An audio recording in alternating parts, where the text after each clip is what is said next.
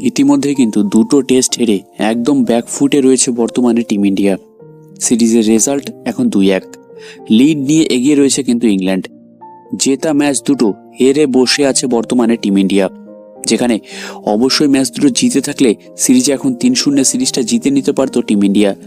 সেখানে 192 রান না করতে পারা শেষ ম্যাচে এটা জাস্ট হাস্যকর ব্যাপার ছাড়া কিন্তু কিছুই না।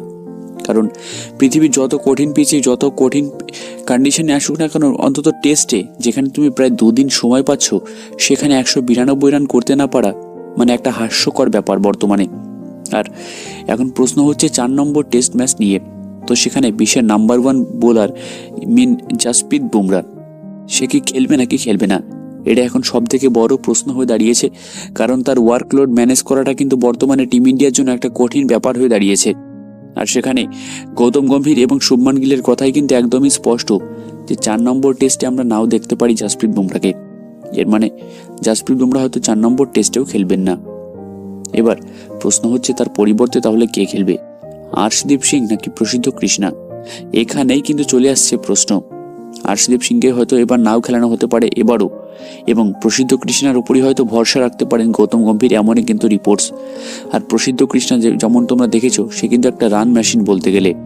টেস্টেও রান দেয় প্রচুর, যে টেস্টে 5-6 ইকোনমি রেটে রান দেয় তাকে অন্তত বোলার বলে মানা চলে না। আর প্রসিদ্ধ কৃষ্ণা হচ্ছে সেই বোলার যে কিনা টেস্টেও একেবারে 20-30 রান খেতে পারে, পৃথিবীর সব থেকে জঘন্যতম বোলারদের মধ্যে একটা। তো প্রসিদ্ধ কৃষ্ণাকে আবারও খেলাতে চলেছে টিম ইন্ডিয়া, যে কিনা ডোমেস্টিকেও ফালতু প্রচুর রান লিগ করেছে, আইপিএলেও প্রচুর ম্যাচ ডুবিয়েছে কেকেআর গুজরাটকে, আইপিএলে প্রচুর রান লিগ করেছে, এবং এখন টিম ইন্ডিয়ার হয়ে টেস্টে, ভাবতে পারছো, টেস্টেও কিন্তু প্রচুর রান দিচ্ছে। সেখানে 4 নম্বর টেস্টে আবার তার উপরই বিশ্বাস রাখতে চলেছেন গৌতম গম্ভীর।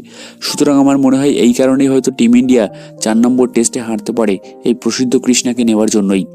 আমার মনে হয় আর্শদীপ সিংকে দিয়ে ডেবিউ করানো উচিত।